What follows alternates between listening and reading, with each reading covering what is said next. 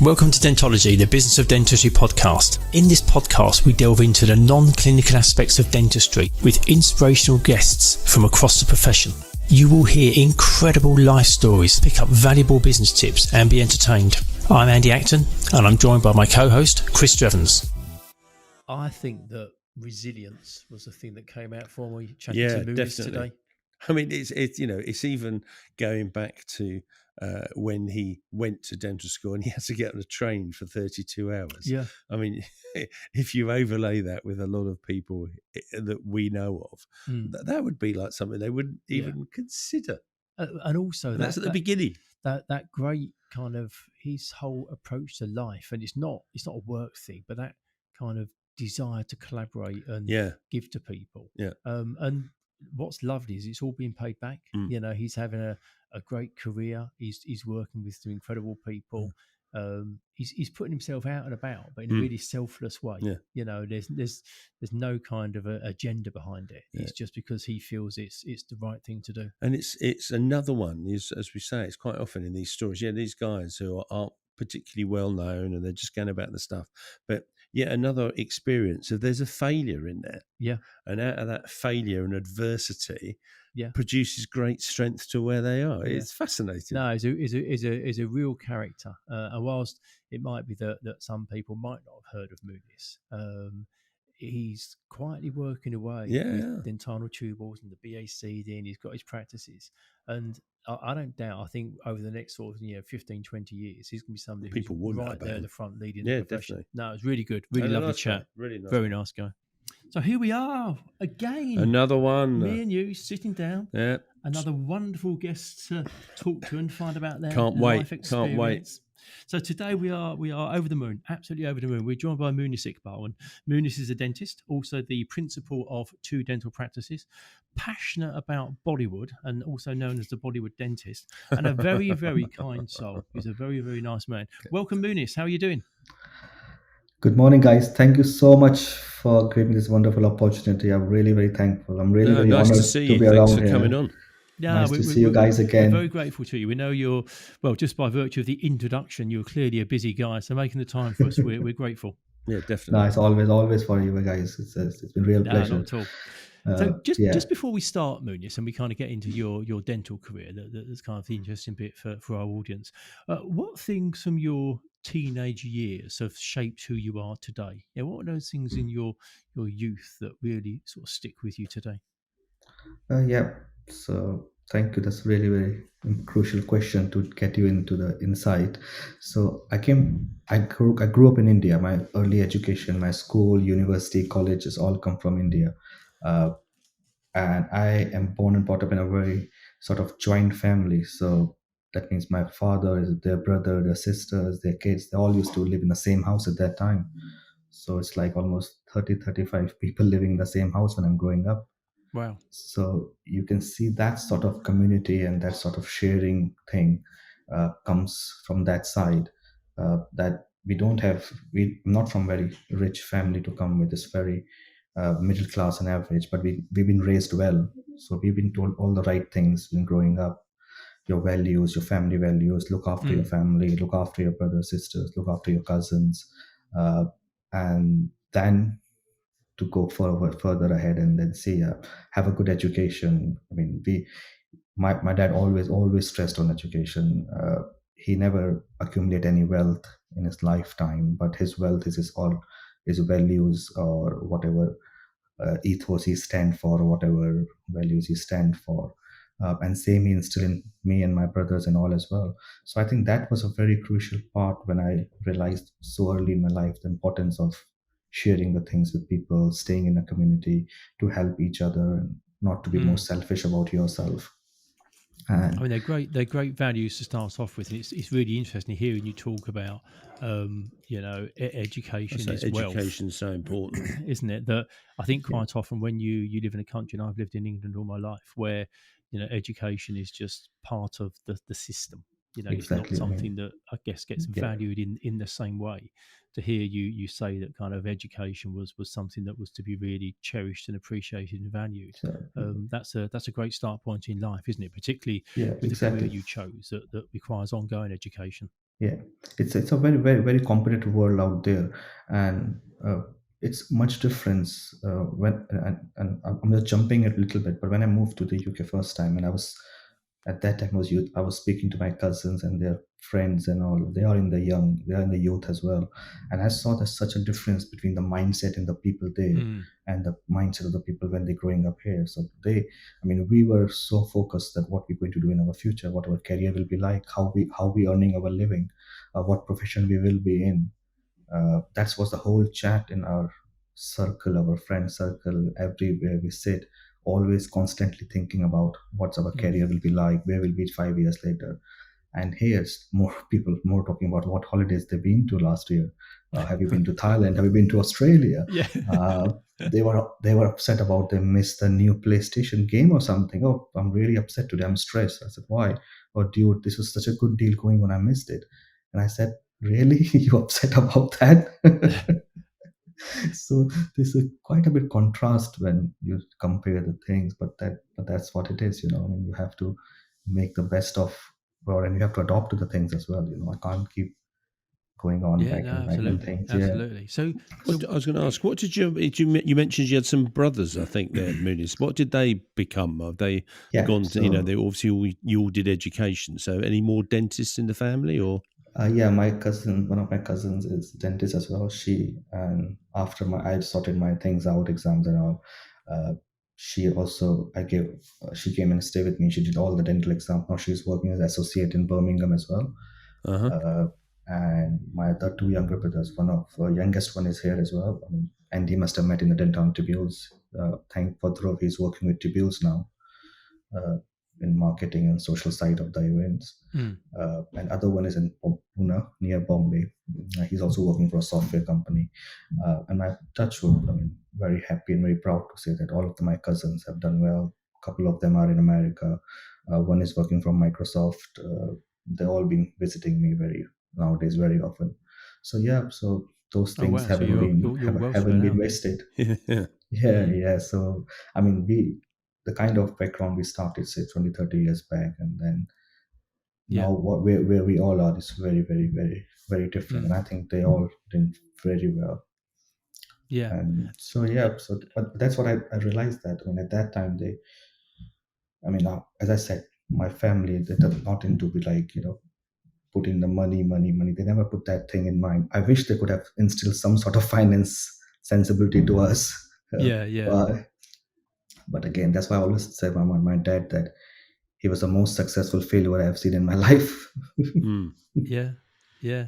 So what was it that made you choose dentistry? Because you chose Yeah, dentistry and you qualified back in 2006 in yeah, in India India, and then yeah, came over to the UK. But what was it that kind of drew you to the profession yeah. as a young Moonis?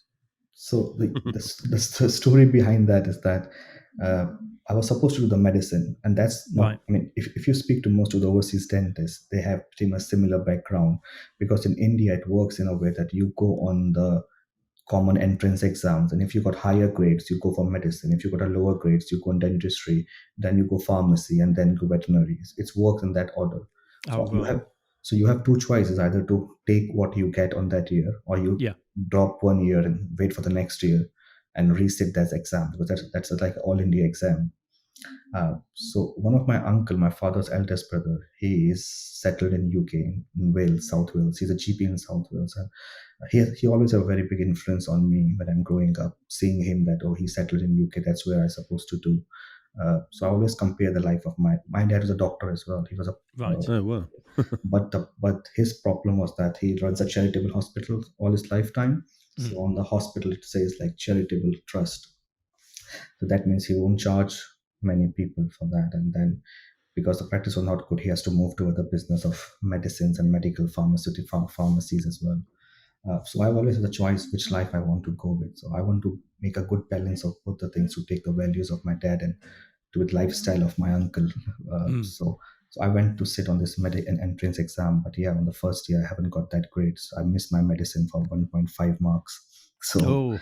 I have a choice to go wait for the whole year. And how was that received in your household that you'd missed it by a few marks? Bit of a common theme, though, isn't it? Really, there seems to be a number of people who've sort of just missed out on things. It's quite fascinating. Yeah, that's right. And I think you're right. I think quite often you see people and you never hear about those kind of near misses because they then go on to be successful. But so Moonis, you missed out by those few marks. Well, it's 1.5 marks, maybe 2 questions. I would have even not, if I have not attempted those questions, I would have passed, because there's a negative marking. If you take the wrong question, you get negatively marked. So but for long term, I that's another thing which I've been installed with my family. My dad is, don't regret the things, and they were on the top of the world. They never said take a break or why you didn't make it to the medicine.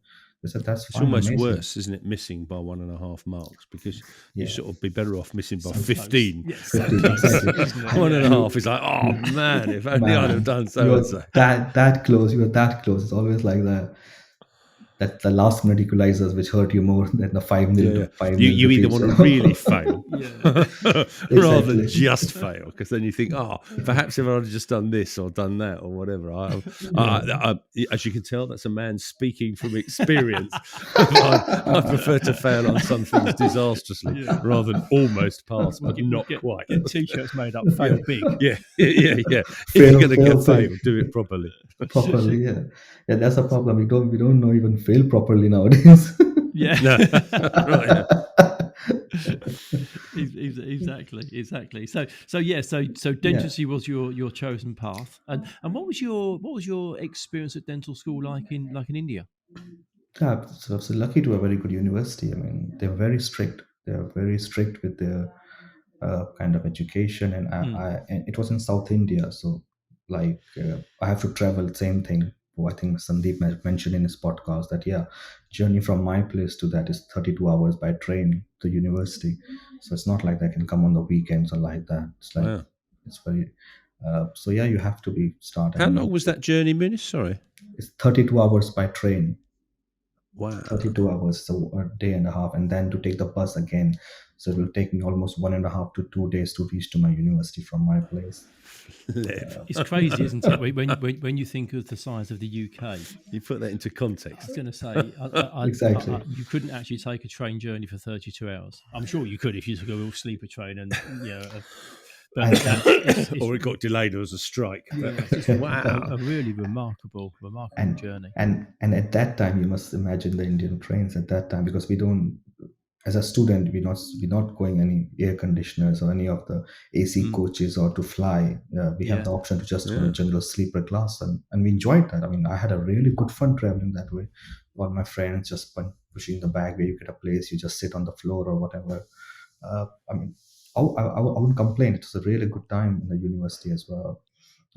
So far, everything was I'm very thankful for all those experiences, because that's what have made me what I am today. Exactly. I think experiences make what we are today. Yeah, it is. I've got to ask Moonis, did you ever sit on the top? Because whenever I see those films of some of the Indian trains, it's just bonkers, isn't it? Did you ever get to sit on the top? No, I'm not that brave, you know. Or stupid, depending on the way you look at it. I do sit in a toilet 1 or twice time. Just open the door and put the cover down and sit there. There's no space in the train. But it is mayhem, though, isn't it? I don't know if have you seen some of those video clips of people getting on and off of trains in India, and it's just like, I'm surprised more people don't die. It was many years ago. I wasn't in India. I went to Egypt in 1988. And we took a train from Cairo down to Luxor as an overnight sleeper. And when that train came into the station, there were hundreds of people on the roof. Yeah. And when the train pulled into the station, literally people just slid off the roof with their bags and left at the train station. Like that was a class of travel. There was no embarrassment that they'd been riding for free on top of this train. It was incredible. Brief class. It was incredible. So you had your time in India, you qualified, and then you came to the UK. We've talked to lots of different dentists on this show over the time we've been doing it.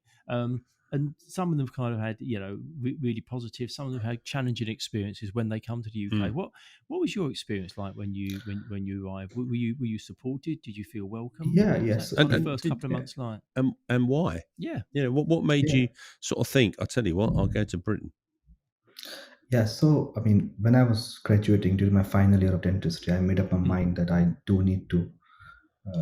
I was very fascinated by London. I'm still fascinated by London. That's one city I've always been. So anybody asks me why you came to UK, I say I came to live in London. Because I love London. It's a city from the very start. I've seen it, and again, most of my life is influenced by my family and the movies. And I'm really stupid to say that, but yeah, the movies have such a big impact, and I keep saying London in so many movies all the time. And I said, oh, that's the place to be, And so that was Western movies as well as Bollywood. You're just Bollywood, interested in movies generally. There's a theme here, isn't there? In Chandra, and that's the theme I'm living into. That it's a movie. You have to make it interesting. You can't be boring. And I bet you a bit of a sidetrack here, Moonis, but you must be delighted that I was reading on the BBC that there's the latest Bollywood movie that is making it big time in the US or something.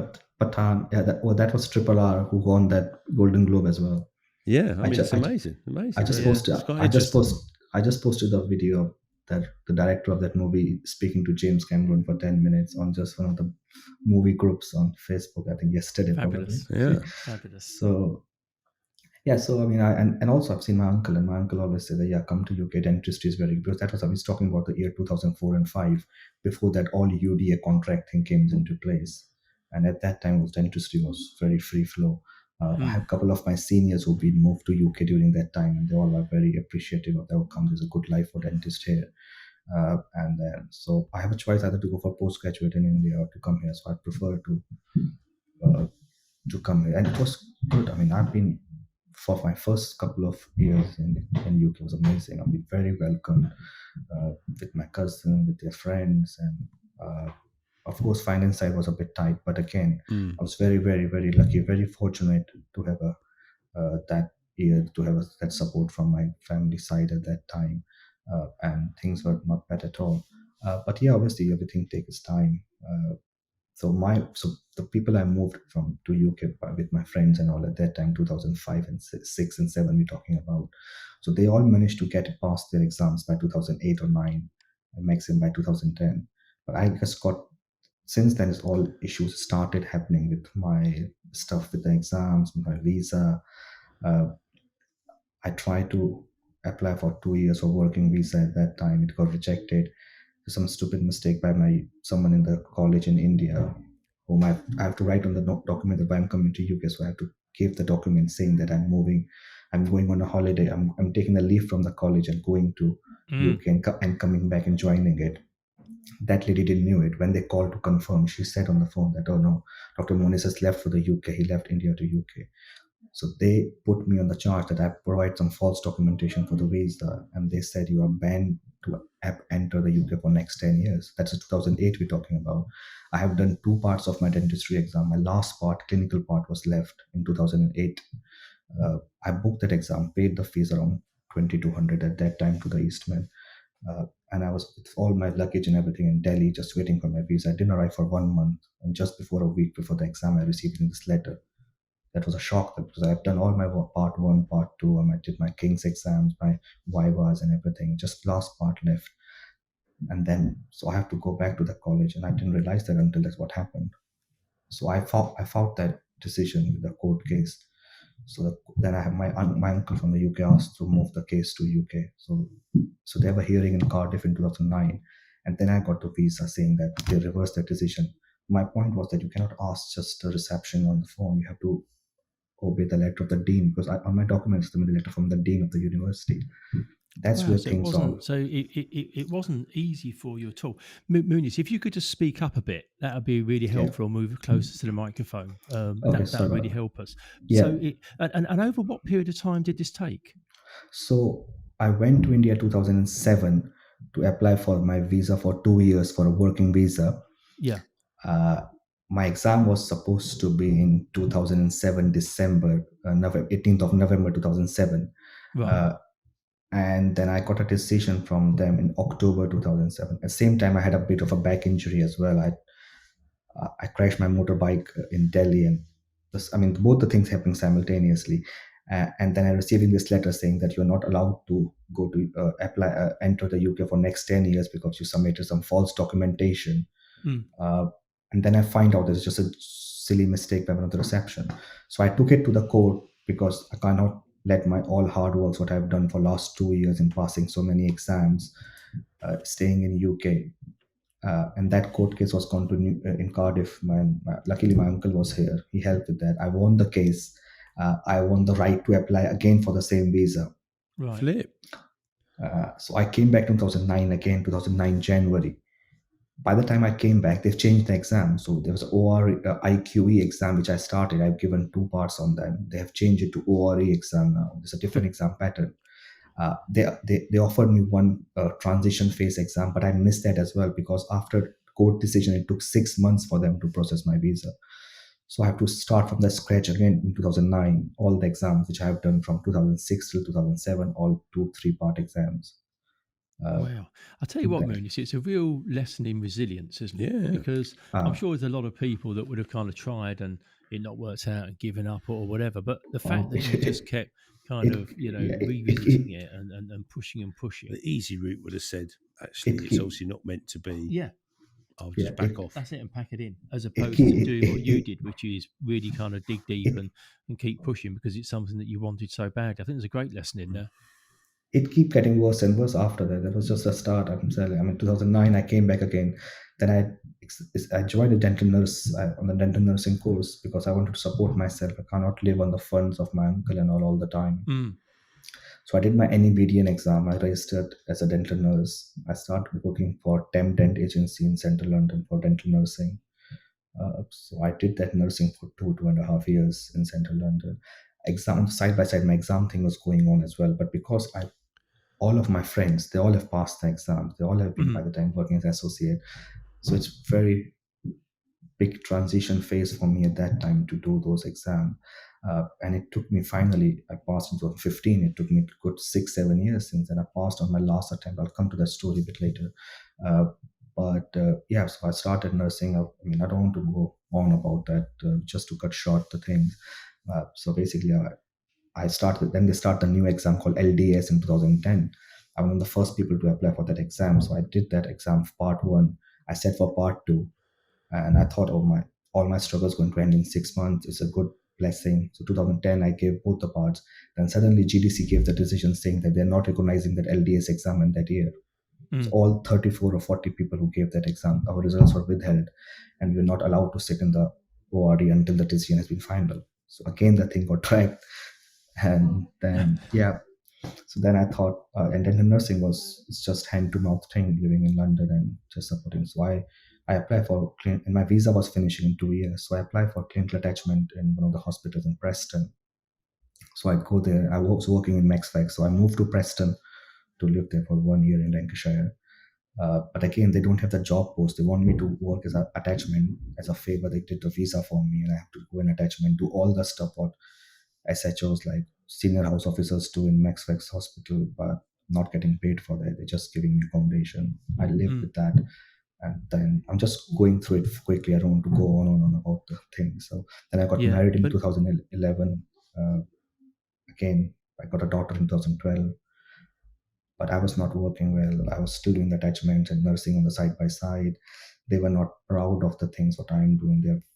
They are from very good family. They are very educated. But in many ways, Moonis, that kind of experience, working as a dental nurse, a receptionist, best experience ever. Best attachment, exactly. And being the senior house officer, all of those things kind of add to the part of building your experience of integrating yourself into a different form of society, and you're also having to move around the country as well. So without doubt, it wouldn't have been easy, but the learnings that come from that in readiness for you then qualifying invaluable learning. In the UK, and to be a practice owner, we know that you are, and we'll talk about that in a bit. But I think also that probably gives you an invaluable insight that probably most dentists don't ever have. They've never been that other person in the room. They've never been dealing with the reception. Do you know what I mean? It's and also it probably makes you more rounded. And I think lots of dentists, they don't move around that much. Quite often they'll do their foundation year. Some stay on as associates in those practices, or they might move to another practice. But having that ability to move around and pick up, positives and negatives and different situations and different people in different places early on in your career in this country, I think that would have gone in your favour hugely. It's a bit like that American TV show. What was it? Undercover Boss, in a way. You're the boss, but you've sort of spent your time learning some of the things before. So as you truly can understand what it's like, not just that, make the words, but actually you've experienced it. I think that's probably invaluable. Also, it helps you connect with them properly. So I know when I start as associate as a VT, I can exactly feel what they are feeling. Yes. That is the common feeling, that they work hard and they are always underpaid.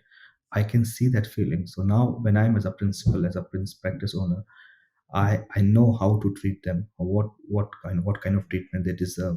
And if you look at the wages, that's why I'm not making much profit, but the reason they deserve to be treated that well, and you have to see them. So my staff who was working with me as associate, they still be with me for 7 years, and because it's very difficult to not to be in someone's shoes and to empathize or sympathize with them.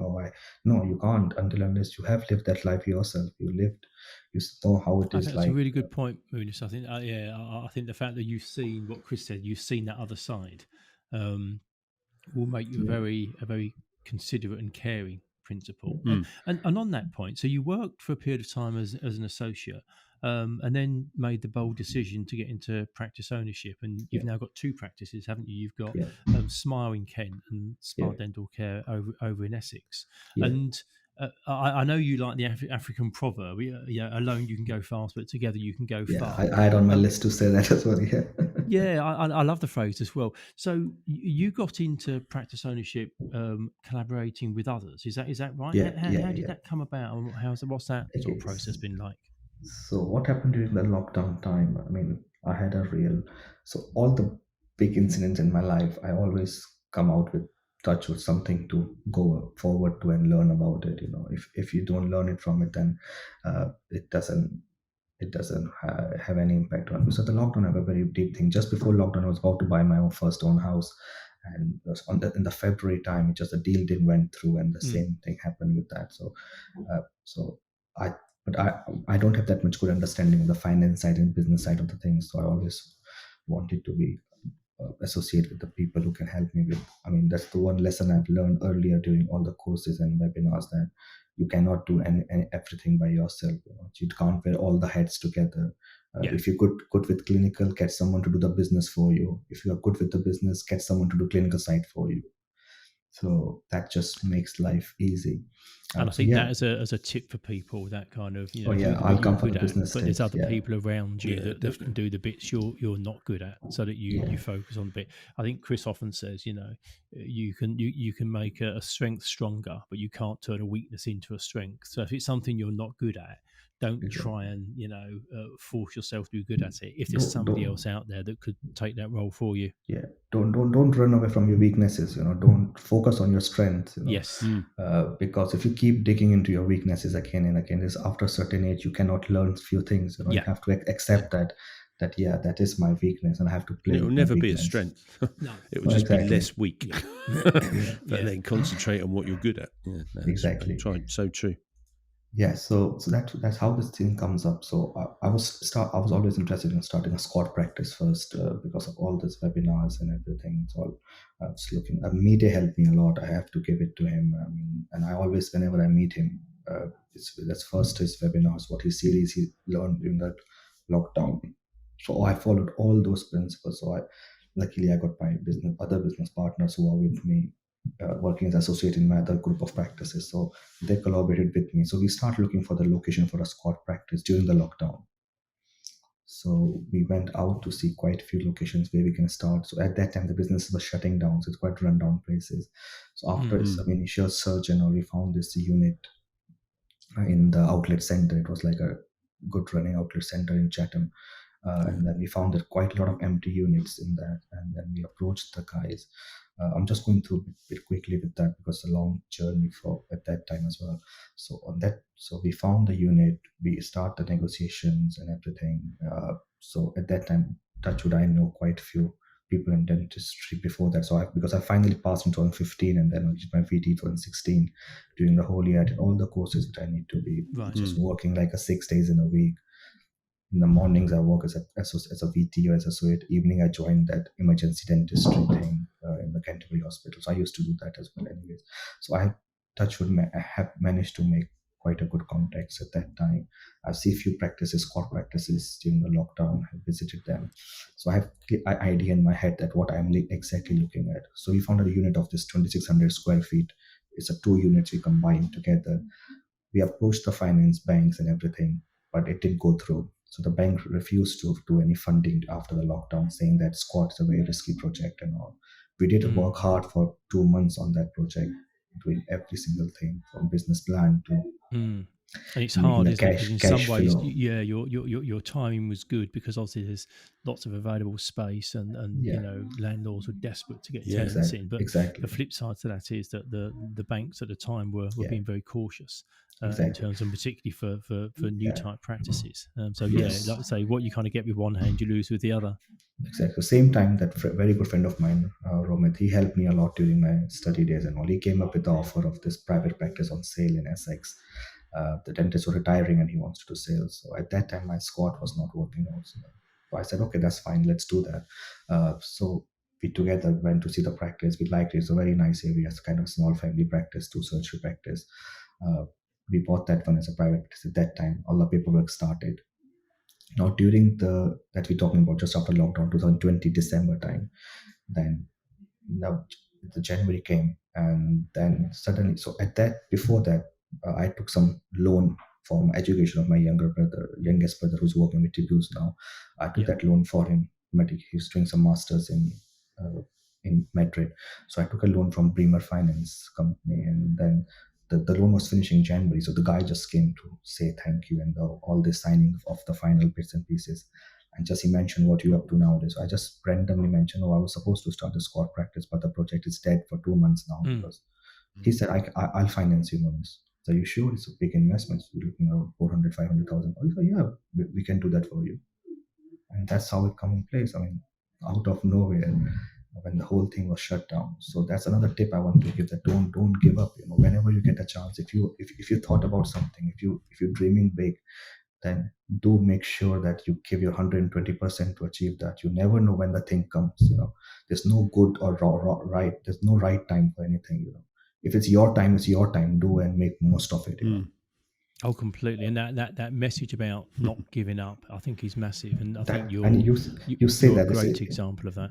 All my life story from the start, it's just I don't give up. You know, one of my friends said to me, "You are king of coming back again and again." You know, second innings. So I said, "Yeah, that's what it is," and that's what happened. And I said to him, I said, "Thanks if you're helping me out." So I gave him all the project and all, and he said, "Yeah, done deal. I'm going to finance the whole thing." We went back to the landlord.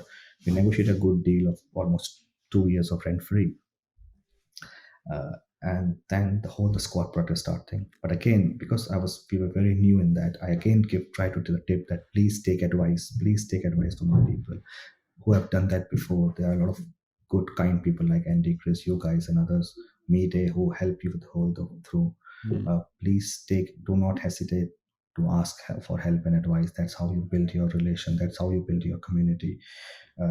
And so then the whole squat thing, but it took us a long time, for almost a year, to build that thing up the way we wanted it. We go slightly over budget and all, and with all that risk in our head, we started that in November 2021. Touchwood, within 3 to 4 months, NatWest came back and refinanced the whole thing. But the last 1.5 to 2 years, it was literally struggle with the finance and everything. But there's a real theme here, isn't there, about resilience? For me, I was thinking it's relentless. You know, it's that sort of, as you say, resilience, being relentless in the pursuit of something. Yeah, and going back to that very beginning, Moonis, that thing, kind of, what were the things that you learned as a kid that kind of make you the person you are today? Yeah, that kind of your start and having I, to kind of work I, hard I, and not I going to dental school close to home and everything else, all those things. And when you first came to the UK, they were kind of the building blocks for preparing you to go through this process yeah, of setting up a practice. Moonis, if you could just move a little bit closer to your microphone, that would help us yeah, hear you clearly. That would be yeah. great. So you managed to get there and you got your funding approved. Yeah, so we got our funding approved, and then we start the whole process. uh, I again visited a couple of practices. We got someone as a project manager to look after the whole project. Yeah. And we're trying to place all the systems we can place what we have learned through the thing. At the same time, I start looking for hiring the staff at the same time, because I know those Mm. staff who have left my other practices because of some reason. I always keep in touch with them, not for the reason that I'm going to open my practice. So again, that's one more lesson which I learned during the years in my life, is that just be kind. Just be kind in general. Don't be kind for the reason. And kindness is not. It's not an act that you do that all year. You do whatever shit you like to do. Then you choose one charity at the end of the year and give them some money during the Ramzan or Christmas time, and then be, oh, I'm a kind person because I'm doing this kindness. No, that is not. uh, Kindness is something which should be in your lifestyle. You're treating people well all the way through all your journey time. So that's what helped me a lot, because you have to be genuinely kind to people. And also, I think Genuinely kind. And I think sometimes we never know the impact that it will have. Just a little Absolutely. one-line message to somebody, or just checking in with somebody, or right. doing something like you say with no expectation from it. You've no idea in that moment the impact it would have on and that you'll probably person. never know, will you? You'll never know. No, So, that's right. Yeah. So I approached this. She was a practice manager for Bupa at that time, compliance manager, so very good salary. And I just messaged her. I said, "See, I'm looking to start my squad. Things will be a bit hard. I know. I understand that you're on a very good pay scale and everything. I'll try my best to make up that pay scale in next couple of months or so. But to start with, if you have some time and if you're interested." So she came. Okay, I'll come and see you, Moonis. And then she came to see me, and then she said, "I know I'm making a stupid decision in my life, but just I trust you. I'll go with you." And then she bring another couple of experienced, qualified staff members who's working It's on interesting that line she said, "Moonis, I trust you." Yeah, she said to me, that means a lot, doesn't it? Yeah, and I keep up my promise. So what happened with them? So they all gave their notice to leave their jobs. They all are, say, 5-7 years into their dental nursing career, either practice manager or that post. Then suddenly we have a problem with the builders. They didn't deliver on time. Now again we have a decision to make, whether ask them to go back or ask them to stay. But so my other business partners and all, they say, oh, they're happy to go back and work at the places. They are very understanding. But I said that I made them promise that in August they will be in my surgery. Now the builder saying they cannot finish before October end because of doors or something was not delivered and secrecy and all that. I said no, I want them to be here. I don't mind paying them too much or 2 months of extra salary, but what I want them in the meantime to build the system in place. So that was one of the best decision we have made. Before the practice start, before the squad, that patient can walk in, our staff was there and they were setting up all the marketing side of thing, paperwork, setting the paperwork, CQC folders, everything was done the day before we opened the practice. So we take a hit of paying them, but that was the best decision we have ever made, because when we start the squad, it's no running around or no hosh posh thing going on. We have the patient list to start with. We started with a good patient list. Appointments are already booked for first couple of months because the staff have enough time to do that. And then we started, and touch wood, first year we crossed £1 million in first year. I mean, I'm no hesitant to say that it's a big achievement by the team and everyone. I told media, and media was over the moon. He said that you should come and speak to my course next time. I said, it's not me. I only work 2 days. It's mostly the staff and my other business partner Neil, who just nailed it, just working. I sense that community and working with others is really important to you. You really want to make sure that the people around you are part of it. What's behind that? What is the thing that why is that so important to you? As I said, that this is installed in me from the earlier days, and also as I said that I'm always motivated, influenced by a lot of things, like all the good quotes and everything. What I heard, what I learned in my life, what the dialogues in movies, in Bollywood or whatever. I'm just trying to find motivation and some inspiration from every single thing I heard and learned. That's why for me the most useless person is that from whom I haven't learned a single thing, because because I try to learn everything. Even the person can be the proper prick or whatever the bad you can say, but he still have some one or two good qualities you can learn it from. And that's and also saying is that you always be nice to the people on your way up, because you may find them on your way down. Conversation yesterday, Moonis, didn't we? We were talking. I can't remember about who it was, but we said exactly the same thing. You never know when you might meet people again on the way down. Exactly. Yeah. And the thing is, dentistry is a small world. But going back to your point before, you asked for the actually community being thing. nice is pretty easy.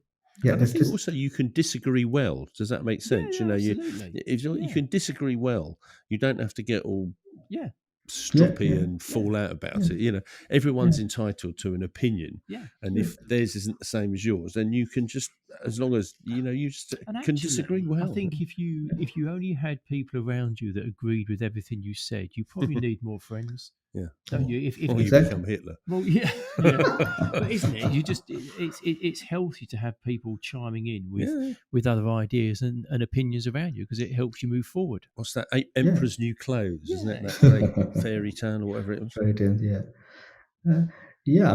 I mean, there's. People underestimate the power of community or the people around them. They try to be more and more.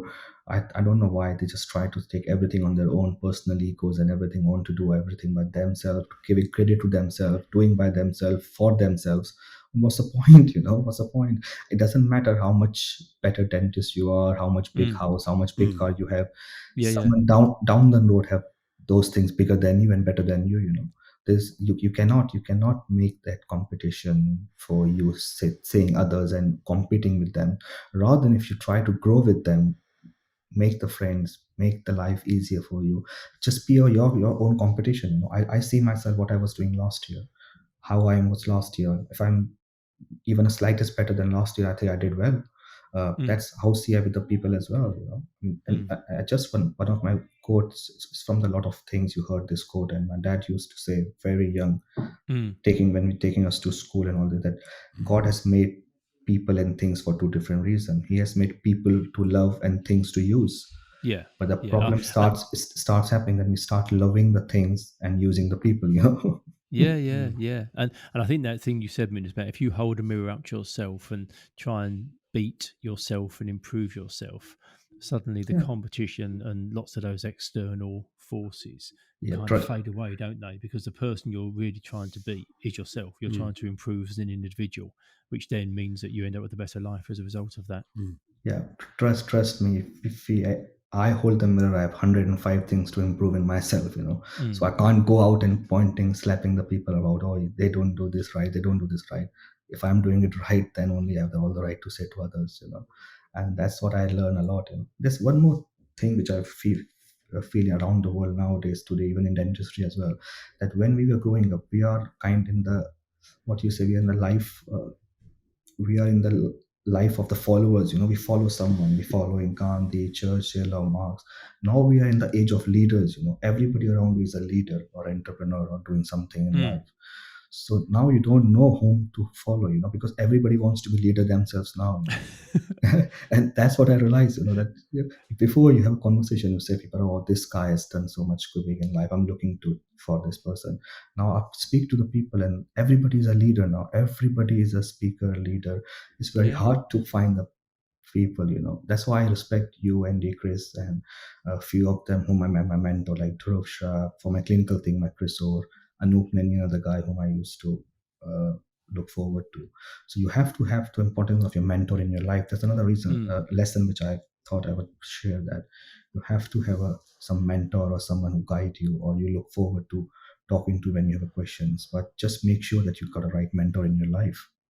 Yeah, no, I think that's great advice. You mentioned before about movies, and you said that you see every life situation and problems as a movie scene to help you solve these issues. Yeah, Clearly, movies and particularly Bollywood is a big part of your life, isn't it? absolutely. And the end now, if you look at last few years, I got my recognition through my Bollywood as anyways.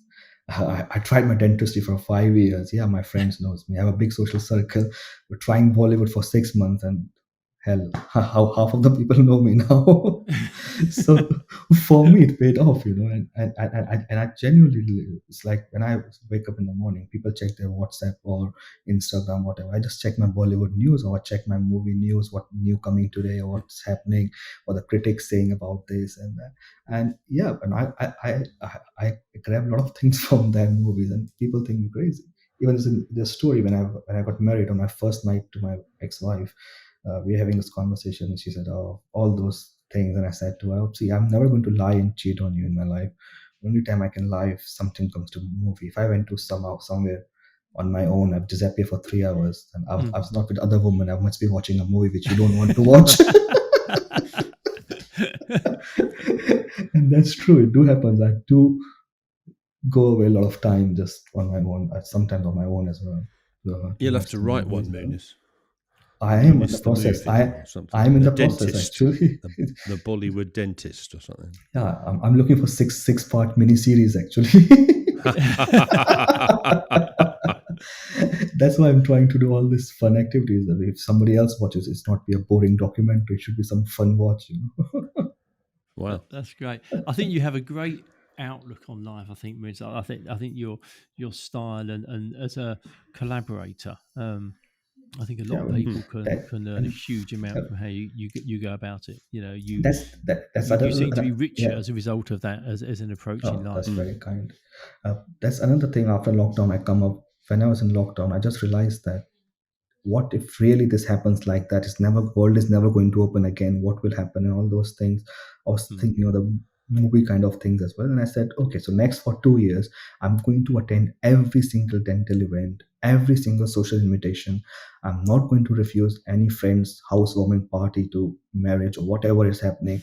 Even if they're having some funeral, I will still go for it. yeah. Uh, and I come up with that mindset after the lockdown, and that's why I've just been all over the place. But the only reason is that, okay, I'm working 6 days a week. That's always been there. But what about you missing so much of your life if something shut down again? You have to get inside that, no, Mm, I have done what I can do best in my mm. And, capacity. and I know you're not just saying it; you're living it because Yeah. you know, when I go to the Dental Tubules Congress, you're right there in the centre with Drew, helping organise it and making sure Yeah. things happen and giving Yep. so much of your time. Likewise, at the BACD and the Yeah. IDA, Yeah. And it's you're really at the front and you're giving your time and you're yeah. benefiting and learning from it. But so is the dental community, and it's Yeah. you're It's all really living what voluntary. you say. You're not someone who just says it; you're actually Yeah. doing it. Yeah, and for tributes as well. As I said on the stage when Guru gave me award, that I'm just want to make sure that I have no financial interest in the tributes. I haven't received any funds. I haven't given any funds. It's nothing to do monetary. But that's another thing about the people nowadays. Whatever you think, first thing they ask, what's your benefit in that, and why are you doing it? And which Mm, is completely. I mean, but that's the kind of world we're looking at. There's people think everything, nothing is for free. mm. But yeah, Yeah, but I that's think that says more about them than you, Munis. I think you understand why you're doing it. I think yeah, you're clear what you're getting out of it, and yeah. it's not monetary, exactly, it's not financial, but exactly. you're growing so much as a result of being in the thick of the Yeah. profession. Yeah, that's the thing. You have to make, as I said, I mean, no one cares what kind of dentistry you're doing at the end of the day until you're affecting them. But if you are meeting people, just be kind, just be genuine. You don't have to say Mm, It's a what bit you work as. countercultural, isn't it? Where people assume Yeah, people are yeah, doing stuff because it's only for them, for yeah. them. as opposed to actually, I'm doing it for me, Mm, not to be mm, promoted, and also I'm doing it for other people. It's almost like absolutely. oh, really? Yeah. There Yeah, must be something iffy Yeah, there. yeah, but the thing is, that's Munis is a shining example that it also comes with success. Yeah, It's not, you it, don't do you have that to and be you're this patient. Be person. patient. It all happens. Be patient. It happens. It bound to happen. That's why when we have a discussion, Andy, about the photos and pictures, so that's the reason I said I don't take picture to promote social media, I do take for a different reason, and that I explained to him other day that because at the end that was the whole point, and yeah. Yeah, no, absolutely. Cool. Absolutely. Moonis, Fascinating. we always finish up in the same way. We always ask our guests the same two questions at the end. And the first one we've got for you is, if you could be a fly on a wall in a certain situation, when would that be, and who would you be with? Okay, so after giving a very long thought, it's come like 100 places I wanted to be, movies and all. I choose in the 2011 Cricket World Cup when India won the World Cup. Oh. I want to be on that cup when Sachin Tendulkar holding it. That'd be a very special moment. Just to see and feel that moment, because that is something magical. I mean, it's amazing. I mean, with being an Indian, the two things you live on, movies and Bollywood, and cricket and Bollywood. And then, it's a perfect script for him to retire and the perfect moment for him. And lovely. He's been amazing in whatever he did. So, that's the moment I wanted to be in. And as a flyer, whichever capacity, Very sweet. And if you could meet anybody at all, who would you like to meet, given the opportunity? Okay, so I thought that about as well a lot, and I got a lot of people. I got some funny people and everybody, but then as last night I had a different thing in my head, but then since morning I'm just thinking I probably want to be two people in last few years who left the world, have a very huge impact on me. One is my dad, one my father, and one is Anup Meni. So I just want to be one more time with my dad for a specific reason. You've seen me, I'm the man of selfies. I've taken selfie with pretty much every single person just for the reason. I have no selfie with my own dad, because he passed until 13 and I didn't have opportunity to do that. So that's one thing I learned, a very small lesson. Just quickly, just summarize it, that we always regret for the big things. Like when he passed away, I thought he never been to UK, he never seen my daughter and all those things. But then over the time, I realized that these regrets are nothing. The small regrets are much harder. Like I should have taken up more pictures with him. I should have chatted with him more, or I should have done this with him. So same I wanted to be. I just want to take a picture with him. Yeah, that will be the one person I want to meet again. That's nice. It's funny. I was thinking about. I know you posted recently. You posted a picture on Facebook, and it took me back to our very first conversation when we met. And you said, "Oh, can we get a photograph together?" And you told me that story about your dad. And I'll just read out what you posted on Facebook. It says, "I take a lot of pictures and videos of everything around me. I used to think that was lame, but once I lost people and years passed and I started to forget the sound of their voices and the lines of their skin, I changed my mind. I'd rather have too many memories than not enough." And I think that feeds just back into what you said about your dad. I think it's terrific. And the same with Anup as well. I went quite a few games with him for Arsenal matches and everything. And literally, if you would have seen his Facebook wall after that, Jesus Christ, it's like everybody talking the same thing about him. And I'm not one of his best friends or anything like that with him to be, but that impacted me so badly that I have changed so many things in my life since then, thinking that, nothing is permanent. You can't be running around the things and chasing it. Work hard for everything, but at the same time, you should eat your fruits while not wait for them to ripe and come out of the tree. Just eat them along, then only it's all worth it. And importance of family. They are family, people, community. Yeah, that's great. That's lovely. Well, Moonis, it's been an absolute pleasure. I think you've got a story that people are going to absolutely love to listen to. Just one last thing, which I'm going to probably start in next 6 months or so. Very small. It's a kind of thing, nothing related to money or anything. Just a lot of things happening in dentistry. People having heart attack, people having strokes, people committing suicide. So much of stress going on. I'm just thinking of something like charity line or something just to talk to people. So if anybody wants to chat anything, any time of the day, send me the message, text me. I'm happy to give half an hour every day just to chat them. I do chat a lot of overseas dentists and everything, but please, if anybody going through on any of the stresses, please. That's very generous of you, Moonis. What we'll do is we'll put your social media links in the show notes. So please, when people listen through, they'll be able to click through and find you afterwards. Yeah. I will chat with you about this properly next other time or some other time. Yeah, no, I look forward to that. Something I'm working on it for the last couple of months. Yeah. Brilliant. Lovely. Go on, Moonis, we'll let you go. We'll let you carry on with your day. Thank you very much. Thank you very much indeed for your time today. Absolute pleasure. Sorry, I didn't make it too funny, but I'm just trying to make it more useful. Thank you so much. It was really good, really useful. Like I say, very enjoyable chat as well. An interesting story. Absolutely. Lovely. Cheers, Moonis. Keep well. Much. Cheers. Thank you. Cheers. Bye. Thank you for listening to this episode of Dentology, where we discuss the business of dentistry. If you like what you heard, please do subscribe where you found this episode. That would be amazing. And also follow us on Instagram.